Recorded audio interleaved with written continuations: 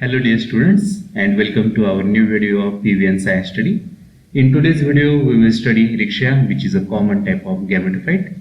In today's video we will study occurrence, external morphology as well as the internal structure of Riccia Gametophyte. We will also study the systematic position of Riccia one by one.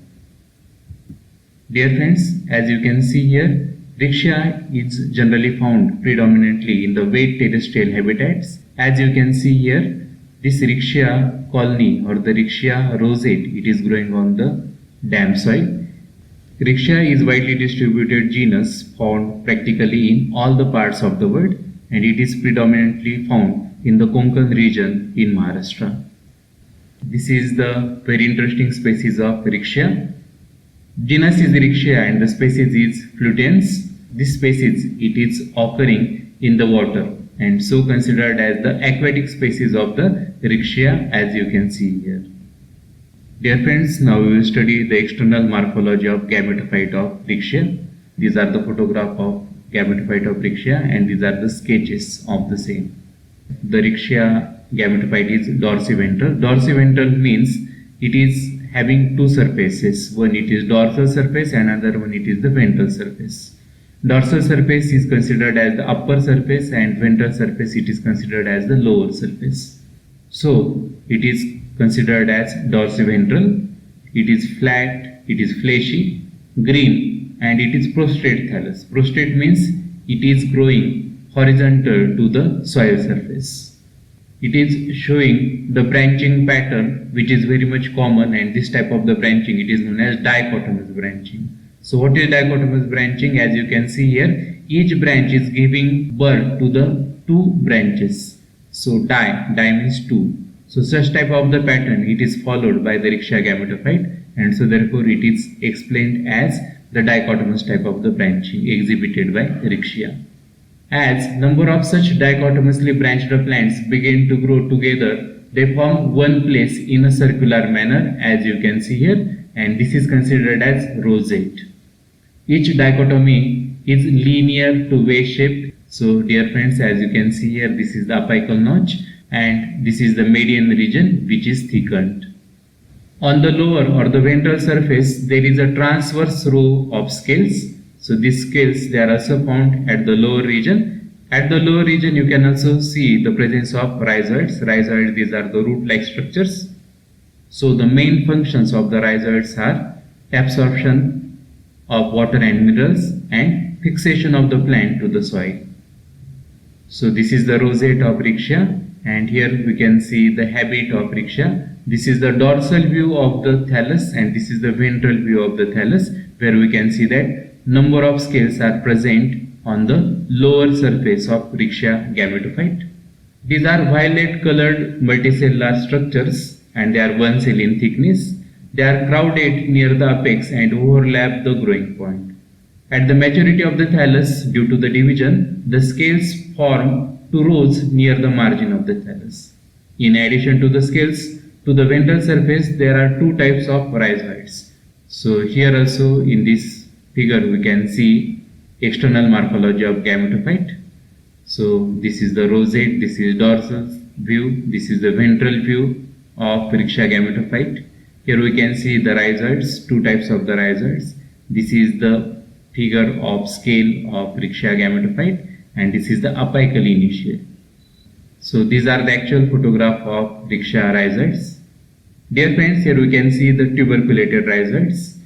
They have the peg-like outgrowth, as you can see here. Here also you can see this is the peg-like outgrowth. This peg-like outgrowth form the wall projecting into the lumen of the rhizoid. Both the type of rhizoids, that is the smooth walled as well as the tuberculated rhizoids, they are unicellular and unbranched and they divide off the protoplasm. That means they does not contain protoplasm when mature. After external morphology, dear students, we will study the internal structure of thallus, and this is the figure which is showing the vertical section of the thallus. Vertical section of the Riccia thallus shows an outline with a depression in the center, as you can see here, and it is termed as the dorsal groove. The externally simple thallus shows a slight internal differentiation. As you can see here, the VS of thallus is showing two distinct regions. The upper region is known as photosynthetic region and the lower region it is known as the storage region. So this is the storage region. It is present in the ventral surface and is formed of closely packed cells.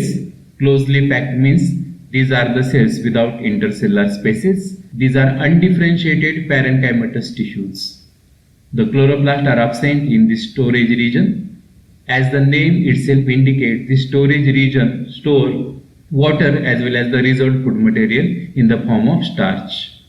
The lowermost cells of the storage region forming the lower epidermis. So this is the lower epidermis which is single layered, and from the lower epidermal cells rhizoids as well as scales are developed.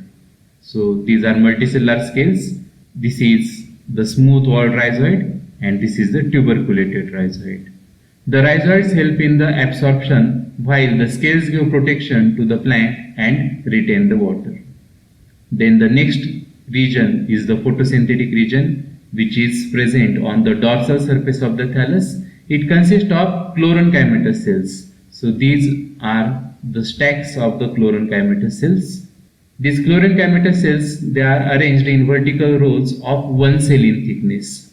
The rows of chlorenchymatous cells are called photosynthetic filaments. So this is the one photosynthetic filament and this is the second photosynthetic filament. And between the chlorenchymatous rows there is presence of deep vertical narrow slit. It is called as air chamber or air canals or the air cleft. Dear friend, this is the photosynthetic filament and this is the terminal cell of the photosynthetic filament, which is slightly bigger in size and it is colorless. These terminal cells together form an interrupted upper epidermis. The air canal communicate with the other environment through the gaps in the upper epidermis and they are called as air pore. So this is the air pore through which the air is exchanged.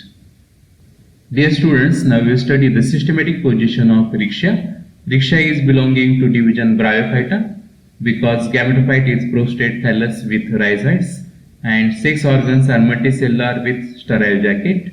Water is essential for the fertilization. Then the class is Hepaticea. The thallus is dichotomously branched, prostrate, and sterile region columella is absent. Then order is Mercantius because there is presence of air chambers on the dorsal side of opening externally by air pores and presence of parenchymatous storage tissue on the dorsal side. Then family is Ricciaceae because sex organs are present in the dorsal groove of the thallus and elaters are absent. And genus is Riccia because dichotomously branched thallus forming a rosette. So with this we have completed the first part of Riccia. In next part of Riccia we will study the asexual as well as the sexual reproduction in Riccia. Dear friends, see you soon.